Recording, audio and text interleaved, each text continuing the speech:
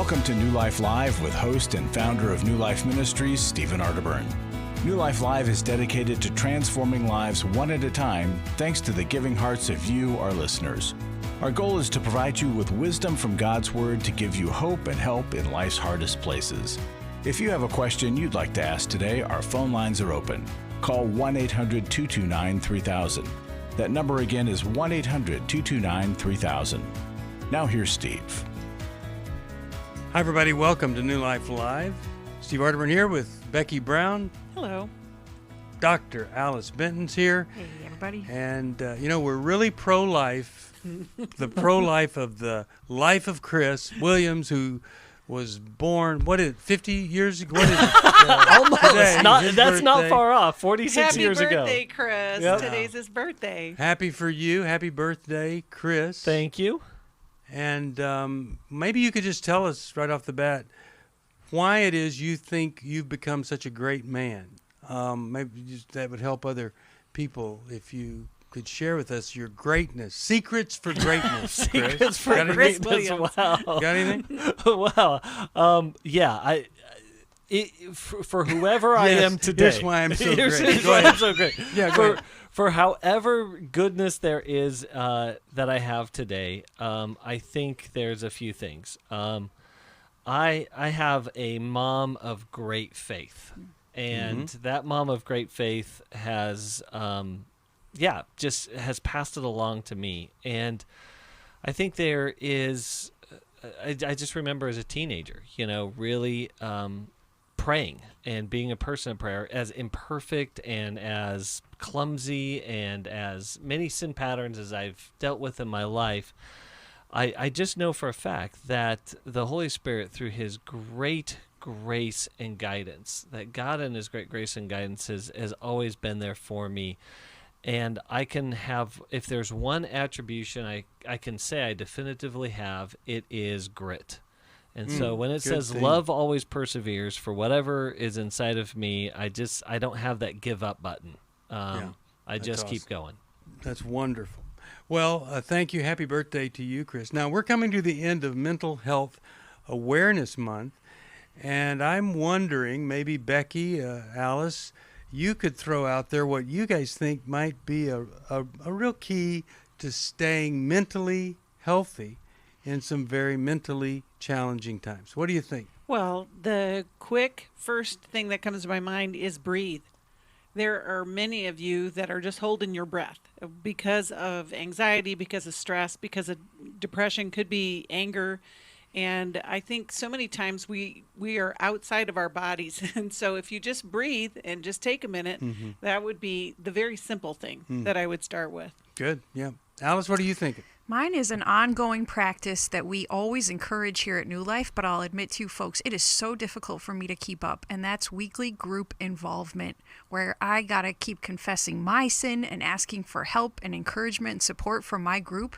I'm an isolator by nature, but I know our advice to all of you works. Get in a support group and stick with it. Awesome. That's really good. Okay, so here's mine.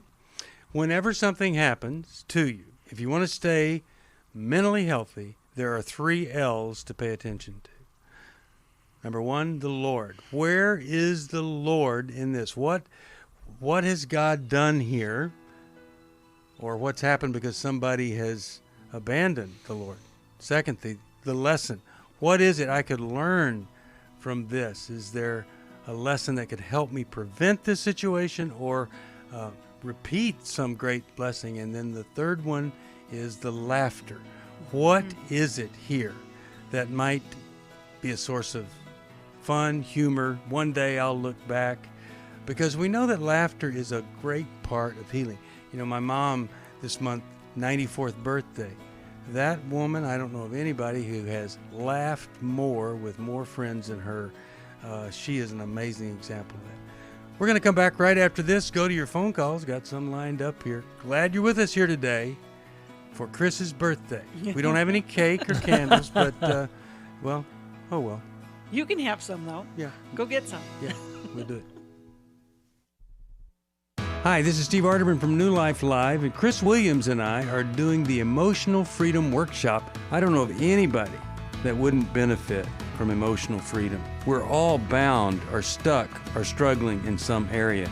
What are we going to do there, Chris? Just really help people get clarity around the places where they're stuck in their life. They sort of circle the same mountain of disappointment over and over and over again. You're going to be able to see that mountain clearly and get to a new place of what we call emotional freedom, which is simply I can feel in the world, build a relationship to it, and know what to do with my experiences. The New Life Emotional Freedom Workshop is Saturday, August 14th. Steve Arterburn and Chris Williams will present information on trauma, depression, codependency, and more. And small group leaders will help you process the information you learn. Call 1-800-NEW-LIFE. That's 1-800-639-5433 or register online at newlife.com.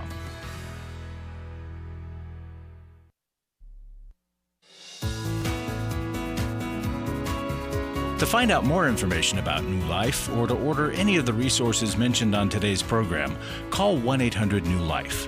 Now back to New Life Live. We're back. Steve Arterburn here. We're going to go to Ann. Jacksonville, Florida is where she's calling from. WTRJ. Ann, how you doing today? What's going on? How could we help you? Hello? Ann? Hi. Yes. Welcome to the program. Hey, my cell phone kind of went out. Oh, that's okay. Yeah. What's going on?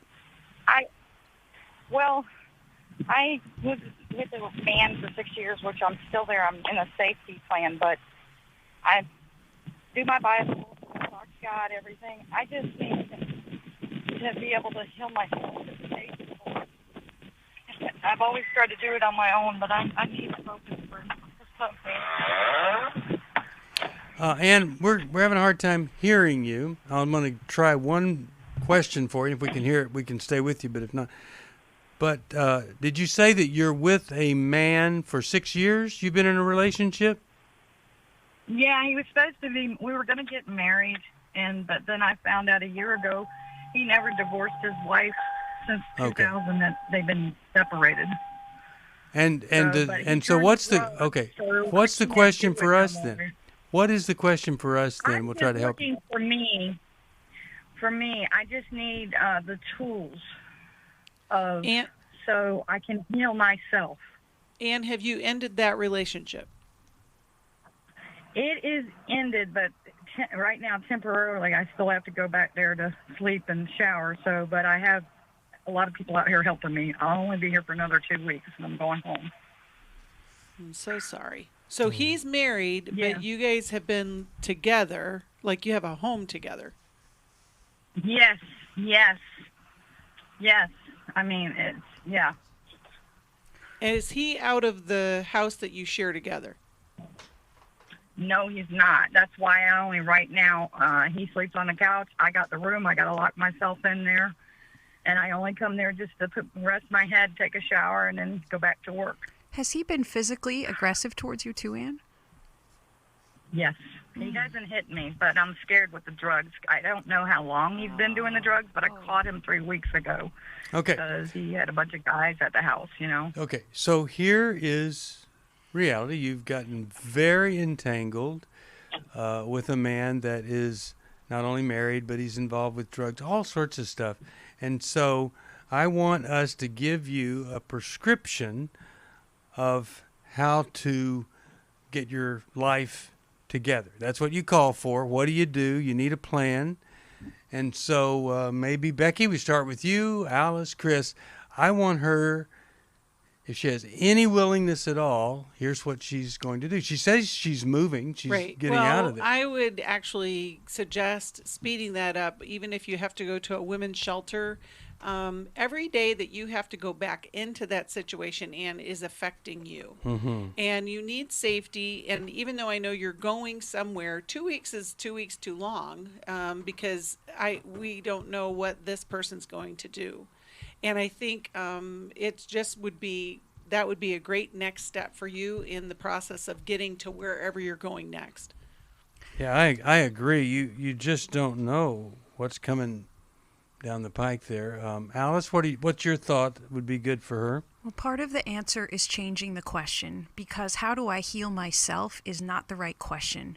we don't heal on our own, and we don't heal in isolation. So you need to get as much support, a CODA group, a therapist of your own. You need a sisterhood around you that can help you move beyond this kind of man, and to learn that you are so much more valuable than sticking around with a guy like this for this long. And I think if you call a local domestic violence shelter, there are those groups that you can begin in the process of going to another location. But yes, you're right, Alice. It's not going to be just you, Ann. So, Ann, here's your opportunity. Here's your great awakening. Today, you're going to walk through a new door. And as walking through this door, your life will never be the same. But that door will have some great things on the other side of it, but it will also be a doorway to your past that needs to be resolved. Because you are carrying a lot of pain from your abusive childhood. And that pain is getting recycled in your adulthood. And until you engage in a deep healing process, it will continue to run your program. And so by engaging in a healing process, as Alice mentioned, with a team of people, a group of people, with what Becky is saying, get safe, get out of the thing that is continuing to cause harm, you're going to discover a new life on the other side of that. And there's these great stories that we get to hear all the time, and that is, when I made this decision, this crucial decision for myself to get better with the care of other people, life fundamentally changed. And today, your life will fundamentally change as you are getting a redo and a do-over, but you got to go back and do some healing. I don't know of anybody that gets in a situation like this who has 3 or 4 healthy female friends that you're connected with. Because I think, and if you did, they'd every one of them would be saying, you got to get out of that situation, you would have long ago. And so I'm very sorry for what's happening to you. I'm going to send you Take Your Life Back. I think it'll help you here.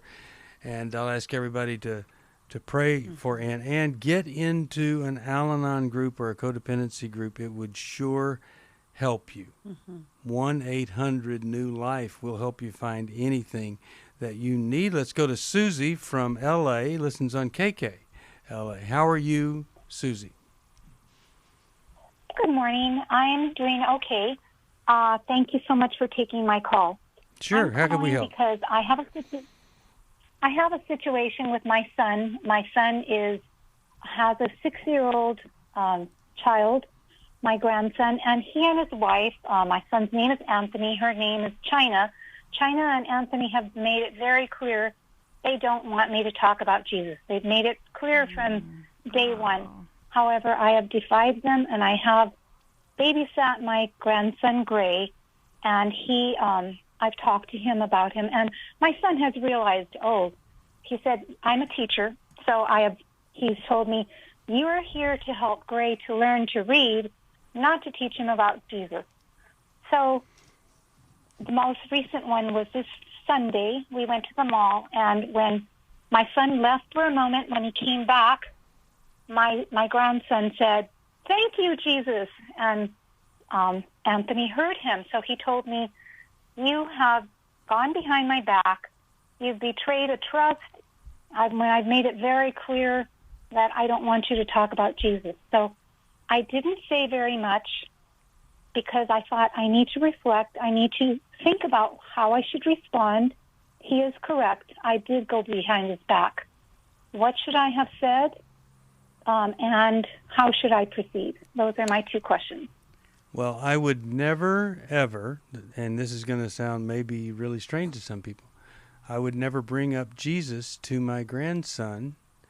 My grandson brings up Jesus. I would talk with him. But here's why I'm saying that. What you don't want is your son to say, I will never let you see your grandchild again. I've warned you, and you haven't listened, and so I mean, there are so many grandparents that wish they could redo some things, but the main thing is it sounds like to me you're the only healthy influence, and you just don't want to upset this son of yours to where he's saying you can't come anymore. Well, and you asked Susie what you should say. I would apologize. You just said that he was right. I did go behind his back. So if you acknowledge that to him, that is going to rebuild that trust.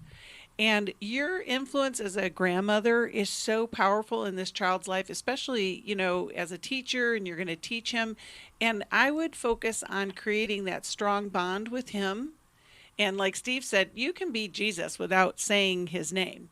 And people will know, your grandson will know that you have the love of the Lord in your life. And you can, express your faith in ways that is not directly pointed to him to irritate your son, so that, like you were talking about, Steve, that he would remove that relationship. And we just, that would be a suggestion. Yeah, very famous saying, most of us have heard it, we need to tell people about Jesus and only use words if necessary. Mm-hmm. And I think that's where you can really benefit your grandson, is just being Jesus to him in the flesh. Chris, sounds like, looks like you have something to say. No, I was just going to completely agree. I was thinking of that same exact line. And by repairing the relationship, as you were saying, Becky, is really important. Hey, I misstep. I did go against you. I'm terribly sorry. I want an opportunity to reestablish the boundary. And then Susie, just trusting that. You still, in your time, you still get to pray for your grandson. Mm-hmm. You still get to show him Christ's likeness, though you can't talk to him about Jesus. And I just believe that modeling is the best form of communication, especially for children. Susie, I hope you will try Susie, I hope you'll try to include China in that apology, because you need to repair trust with the mother of your grandson as well. What was your question there again? Should I make the commitment? Should I promise him that I will no longer speak about Jesus? Absolutely. I think you really need to let him know there's nothing to worry about, because you don't know what they're talking about. They may be in the process of deciding, well, we just can't let her come anymore, and that would be so horrible for him. They're already, it's really hard. You have to have a lot of faith to be an atheist. It's just, they're just not listening. The other part, I think, too, Susie, you can trust that God's grace is working in this situation. Mm-hmm. It doesn't require you to go against your son to say the name Jesus to your grandson in order for your grandson to know Jesus, or even for that matter, your son to come back to the Lord. God's grace is working in all of that. And if you can stay in relationship, you have a much better place being light in darkness than you do if that's taken away. And we'll be praying for that. Yep, that's right. So I'll send you, no, I won't. I was going to send you Kirby McCook and the Jesus Chronicles, but no, don't do that. But it should be too tempted to give it to him. Well, let me send you a Restoration Bible, and I hope that's going to be a blessing to you. I appreciate your faith and dedication, and I wish this wasn't the advice that we were having to give you. Let's go to Donnell, Houston, Texas, KWRD. Hi there. Totally cannot. Can't hear at all. We'll try to come back to you here in a minute if we can get that phone line worked out. Let's go to Linda, Orlando, Florida, WTLN. Hi, Linda. How are you? Hi. Happy birthday, Chris. Hey, thank you, Linda. I appreciate it. Okay. I'll give you kind of the thumbnail, and then, because the story is great long, but I'll just give you the nut of it, and then you can ask questions for whatever you think you need to know. Okay. I am a young lady that I have been her unofficial foster mom since she was 6, roaming our neighborhood without any supervision, and she wanted to walk my little cute dog, and she knocked on this stranger's door, and there she was in my life. She is now almost 21. her family have been in the military. She has moved all around, and I have managed to maintain a relationship with her all these years. She is currently about 3.5 months pregnant, out of wedlock, making very unfortunate young adult decisions. And the most unfortunate one is that she has decided to move back in with her mother, who is a very unstable woman who just creates drama every time she opens her mouth. And the young lady had even had her completely blocked from email and Facebook and on her phone and text. She has had no contact with her for a couple of years. Linda, hold on a second. Got to go to a break. We'll get to helping you to help her after this. I came into this thinking that my husband was the cause of many of our issues. The New Life Intimacy and Marriage Workshop is coming to Washington, D.C., July 23rd to the 25th. But after learning about our attachment styles, I understood how our past hurts were playing into our present problems. Join Steve Arterburn. It's been a dream of mine for a long time to help people to grow more intimately together, and we believe that everybody has room to grow in the intimacy level of their life. And Mylan and Kay Yurkovich. We help couples understand how their attachment style is sabotaging their current relationship. And then we teach them how to create comfort in a relationship. And New Life's group counselors will help you focus on the area that will benefit your marriage most. To register or to find out more, call 1-800-NEW-LIFE. Here at this workshop, we had our first ever conversation without yelling, blaming, and accusing. 1-800-NEW-LIFE. I was really living a very anxiety-filled life. I turned on New Life, and the topic that day was about anxiety. And just by listening, I got relief. You can help New Life Live stay on the air by joining Club New Life today. When you sign up to support us monthly through Club New Life, we'll send you the new member thank you gift of the 8 books in the Arterburn Wellness series, including Understanding and Loving a Person with Depression and Understanding and Loving a Person with Alcohol and Drug Addiction. Plus, there are ongoing benefits like access to the Club New Life video library, the monthly Club New Life CD or download, quarterly resources, free shipping on purchased resources, and discounts on workshops. Call 1-800-NEW-LIFE. That's 1-800-639-5433. Support Club New Life, and together we can help hurting people find help and hope in life's hardest places. Call 1-800-639-5433 to join Club New Life today.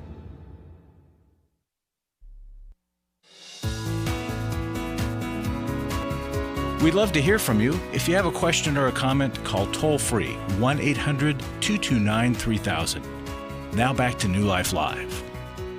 We're back. We're talking with Linda, and someone that has been in her life quite some time now, 21, pregnant, moved back in with the unhealthy parents there. Linda, what's the question for us as you're looking at this situation?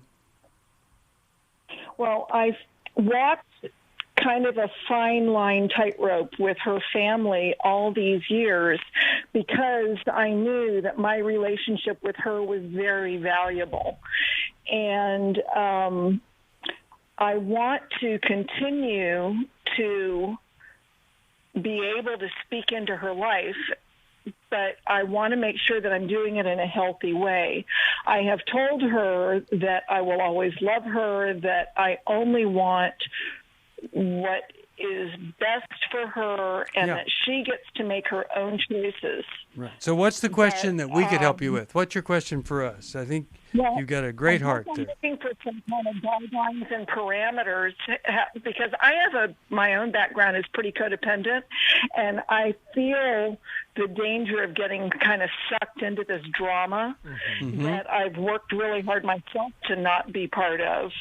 But I need kind of to know.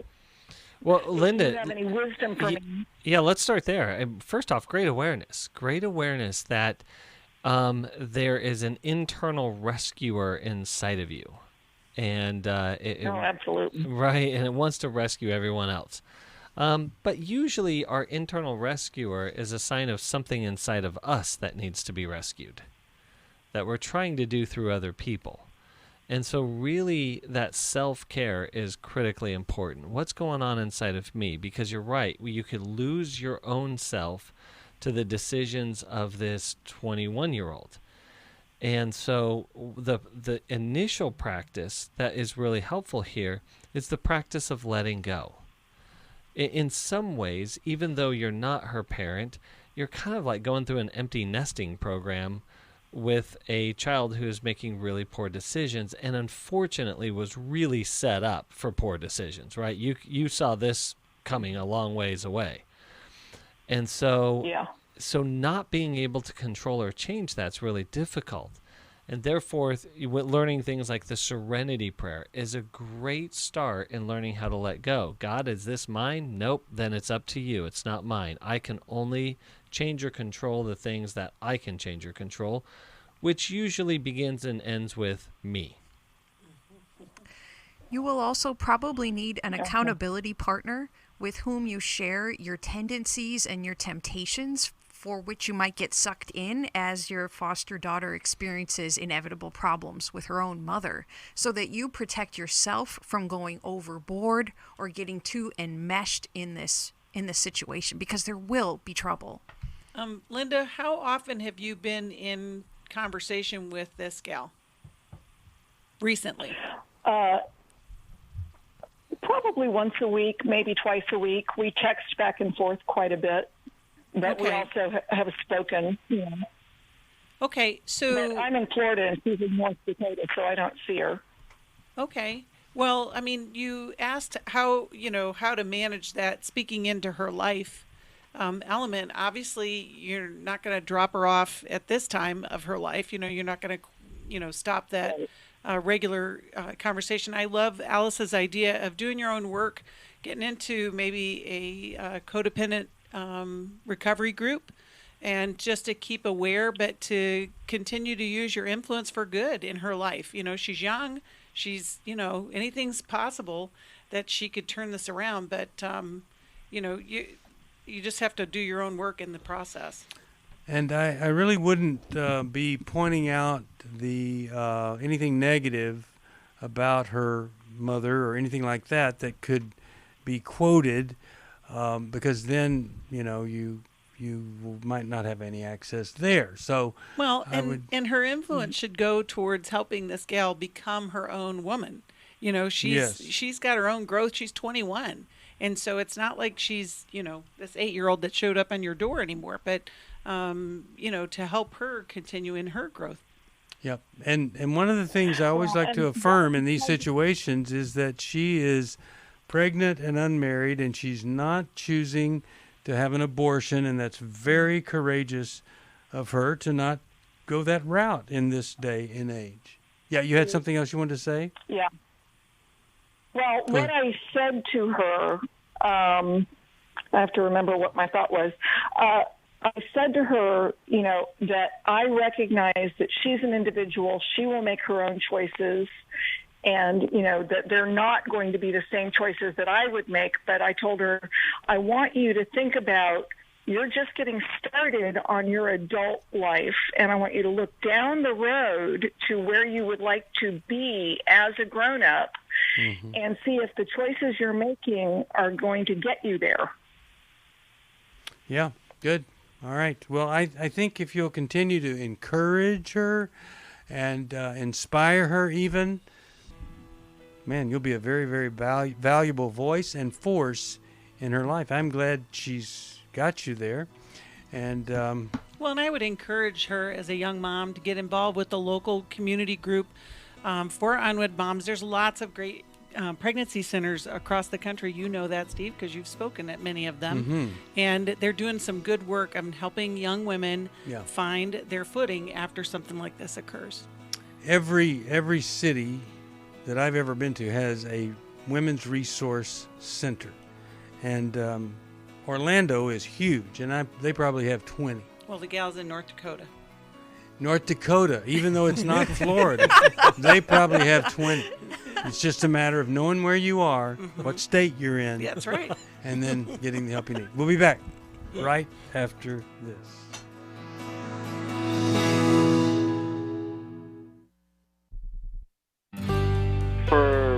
of my life, I've been dealing with an opiate addiction. Why is opioid addiction quickly becoming one of our nation's biggest killers? Maybe it's because it isn't only those who are addicted who are in denial. We did what I see so many parents do, is it can't be an addiction. There's something medically wrong. It's impossible to solve a problem when you don't know what you're up against, and families will try to find any explanation except the one that will put them on the right path. Alcoholism and drug addiction is a family disease. It doesn't affect just the individual. If someone you love is abusing painkillers, know what you're up against. It's time to admit its addiction and seek treatment. Call us today at 1-800-NEW-LIFE. We have partner treatment centers around the country. Call 1-800-639-5433 or visit us online at newlife.com. We just made a decision. We will do whatever it takes.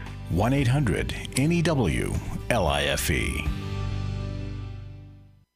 Hi, this is Steve Arterburn, and for 30 years, New Life has been the most trusted name in Christian counseling. I'm an addict, and I'm trying to get God in my life again. You seem to be able to get to the crux of a problem quickly. Our Christ-centered treatment programs can help you break free to embrace all that God has for you and your family. I just want to thank you guys for bringing me to a relationship with Jesus. There really is help for marital problems, depression, addictions, panic attacks, and feelings of hopelessness. I came back with so many tools to help me prepare myself to fight this struggle and this battle that I have every day. You can start living again today, living the life God intended for you. Help is available at 1-800-NEW-LIFE. They did care, and they did follow up very lovingly, and it made all the difference in my life. Call us at 1-800-NEW-LIFE. Someone who cares is waiting at the other end of the phone. God can open the door to a better tomorrow right now. Just call us at 1-800-NEW-LIFE. 1-800-639-5433.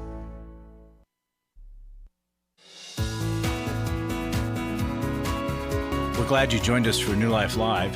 To be a part of the program, call 1-800-229-3000. Now back to New Life Live.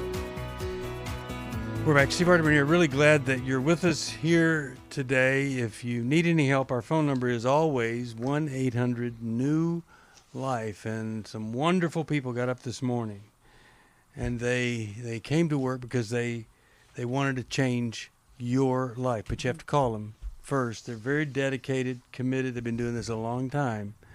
New Life's been around 32 years, and we love helping people. But please, you have to call us, 1-800-NEW-LIFE. Here's Chris. He's called us from Washington, D.C. WAVA is the station. Hi, Chris. How are you today? Oh, boy, I've certainly been better. Thank you for taking my call. Sure. What's going on? Well, I made a decision a couple months ago that at the time seemed like the right decision, and basically subsequently everything has fallen apart completely, and as of right now I'm basically just in a space that's more or less hopeless, and I'm not sure really what to do. I can't make any sense out of it, and what decision did you make that turned out to be so devastating? Decision was to place Mom in a assisted living facility after having cared for her with dementia for the last few years. Okay, and why was that a big mistake to do that? It turned out to be because subsequently I became overwhelmed with guilt, and I became distraught, despondent. It felt like suddenly, had stepped out of God's will, that He intended for me to continue with the care until He opened the next door. But I made a decision to actually do something rather than just wait on the Lord. And I feel like the whole hedge of protection that I've had for so long is completely gone. I've been hospitalized. I'm now on leave of absence from work. I'm completely distraught. All I can contemplate is wishing that I had not done that. Okay. And I can't make sense out of it. I've spoken to millions of people about this. Okay, Chris, quick question for you. When you were younger and your mom was, at her best, what was the relationship like with her? It was complicated, I guess I could say. I've been codependent, and I've had to move back in with her a few times throughout the course of my adult life because of my own issues. She's always held the door open for that, no questions asked. And what were your issues? What were the issues you had that caused you to move back in?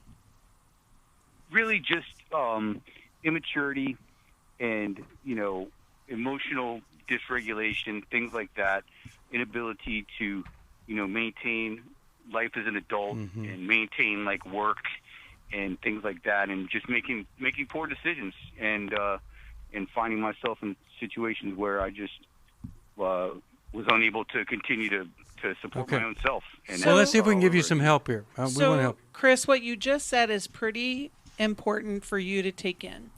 You said that you think you made a bad decision and then all of this other bad thing is going on. I would propose the decision wasn't bad. It was probably a great decision for her care.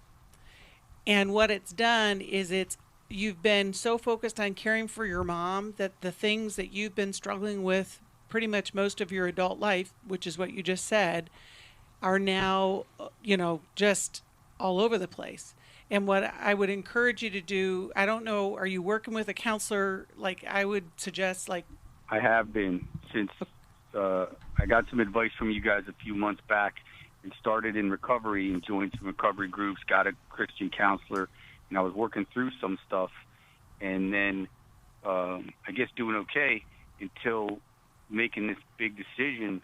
Right. And it just smacks to me that I should have, persevered. And when I listen to Christian radio and television, it seems like all the scriptures I'm hearing are just screaming at me, like, lean not on your own understanding. Right, I'm like, but here's the thing. Here's the thing, though, Chris. You are experiencing some emotional upheaval. And so it's very important to have really good counsel, trusted counsel, not the television, even though a lot of good things are said there, so that you can make some... Okay, and that would be, that's where you got to go. This isn't about the decision as much as, okay, my life has just made this big change, and how do I go forward? But I'd be interested to hear what Chris and Alice have to say about that, too. Yeah, I would say, Chris, you made a great decision. And I really mean that, a great decision, because dementia is a very, very complicated and difficult medical issue that requires medical assistance and people that are professionally equipped to handle it. What you're dealing with is not a decision. What you're dealing with is an internal organization. Inside of you, you are organizing your life around this thing called shame. And shame is going to tell you that you're bad and that you're wrong and that you're responsible for all of the wrong and bad things around you. And so what you're doing then is you're trying to find that one scripture that's going to lead you out of shame. And I hate to tell you this, but it doesn't exist. Scripture is there to lead us out of shame, but it's the experience of getting in there and really addressing it and facing the darkness of where that shame came from, how you've organized your life around it, and then discovering God's truth about you. And that's going to take a lot of work because your body is getting ravaged under that fear and that anxiety that is being driven by shame, and that's why I'm having panic attacks. That's exactly right. Constantly insomnia. Yep. Medication is not working. I've been hospitalized. Yep. So if you could just if you could just be able to back away from your situation, and we could infuse some wisdom inside of you, you would be able to see my decision was the right thing for my mother, especially given, I'm not all together all the time. My decision was right, but the way I have obsessed over it and have questioned myself, those are the things that are the problem, not the decision. And so I need to trust, I need to surrender that decision. Mom's in good hands. And then I need to work on why do I question this, obsess over this, let my whole life be derailed when a lot of people are telling me that was a good decision. That's where you're going to find the hope and healing that'll last for you. That can get better. And Chris, one thing, you just said that God has removed his hedge of protection and that he's against you. He's not. So any thought that you have about that, he is not. God loves you. Disparaged her during right, but you her did time not. of sickness. No, you didn't. You got her the best care, and I don't think it would have been long until you would have realized I simply am not healthy for her, because a person that has dementia, they wear the caregiver down, they turn against you, they're suspicious, all these kinds of crazy things. You need some self-care, Chris, with some good, solid professional help, and to get that inside of you. Good, okay, and to get that kind of settled, as Chris was saying. But God does love you. He loves your mom, and he's taking good care of her. And so, can I go ahead, stir Alice. the pot? Chris, Sure. I don't know if you did make the right decision in putting your mom in that care at that time, but you're wallowing in the guilt of it. You made a lot of poor choices in your life, and so have I. And if we get stuck in, I did wrong, versus taking the steps God lays out for us to repair and to reconcile, even though your mom can't fully participate in that process. But when we do something wrong, we make a confession. And we have to probably make that confession multiple times. And then we make the amends that we can, if it's possible to do so. And you probably have to do that about a lot of choices and a lot of the ways you treated your mom throughout your life with her, not just this final choice. All right, I'm really glad that you called. Here's what I'm going to do. I'm going to send you Every Man's Bible, and I think you're going to find it a great help. I'll send you Healing is a Choice, because there's some great choices you can make that will kind of facilitate that healing process there. Sometimes when we make a decision, we have to make it the right decision. We have to get ourselves in shape. You get to go see her, you encourage her, write notes, do whatever it is. And then now she gets me at my best, not if she was still living with me and it would get down to where I'm really at wit's end. I'm really not a healthy influence. If you need some help, it's 1-800-NEW-LIFE. We would love to help you. It is so satisfying for us to see someone that's just kind of, I don't know what to do next. And they come and work with us, and then life just kind of falls in place because they know how to make that next choice and live into it. We'll take a break. We'll come right back for more of New Life Live. Glad you're with us today. I feel blessed to have had this opportunity for my needs to be met, connecting with other women who are fighting the same fight, hoping for healthy marriages and growing closer to the Lord on their journey. My name is Shelly Martinkus, and I want to personally invite you to the Restore Workshop. If you have been affected by betrayal, it might be that your husband has been looking at pornography, it might be an emotional, physical affair. I would love for you to come join us. I feel encouraged and hopeful that even in my struggle, I am enough. You will leave with hope, with a community of sisters ready to support you, and you will also leave with tools to move you forward on this journey. Through the sharing in our small group, I realize that I am not alone. Please don't hesitate. Pick up the phone, call 1-800-NEW-LIFE. I would love to see you there. The Restore Workshop is coming to Dallas, Texas, June 25th through the 27th. Call 1-800-NEW-LIFE to find out more. That's 1-800-639-5433 or online at newlife.com. Hi, this is Steve Arterburn, and for 30 years, New Life has been the most trusted name in Christian counseling. Your ministry has saved my life. If you struggle with emotional hurt, family or marriage problems, the pit of depression, or the pain of addictions, we can help. I'm down 100 pounds now from what I was. You guys are awesome. You're a blessing to America. Our treatment programs provide clinically appropriate solutions from licensed professionals, all in the biblical framework. I have had problems with alcohol. I think God has ordained this place to be His. You don't have to be a prisoner of your pain. Help is available at 1-800-NEW-LIFE. She tells me that I'm a new man, and I feel like a new man. It worked for me, and it can work for them too. This time it is different. If you're ready to take the first step toward genuine spiritual and emotional healing, please call us today at 1-800-NEW-LIFE. God can open the door to a better tomorrow right now. Call 1-800-NEW-LIFE. That's 1-800-639-5433.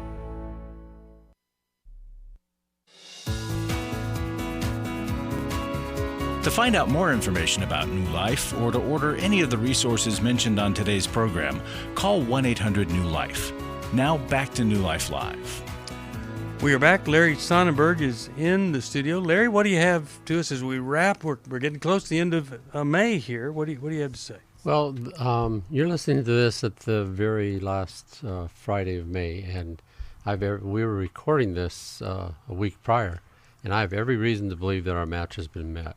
Yeah. And so I was contemplating, I just wanted to share two little stories.